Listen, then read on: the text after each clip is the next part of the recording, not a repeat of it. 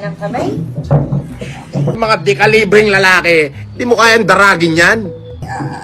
Sir Rafael Vicente R. Kalinisan. Opo. Okay. Pinanunumpaan niyo po ba itong complaint affidavit na sinasampa niyo for unjust vexation? Opo, ma'am. Peanut! Yung mga pinagkakasyo nila. Itong complaint na to ay laban po kay Norman Mangusin alias Francis Leo Marcos. Opo, ma'am. Lahat po ng nakasulat dito sa inyong affidavit ay pawang katotohanan Opo, lamang. ma'am. Wala pong pumilit sa inyo. Wala po. Pinapaalam ko po sa inyo na pag may nakitang kasinungalingan at ito po ay napatunayan, maaari po kayong makasuhan ng perjury. Opo, ma'am. Okay. Itutuloy niyo po ang kaso. Opo. Okay. Salamat po. Salamat po.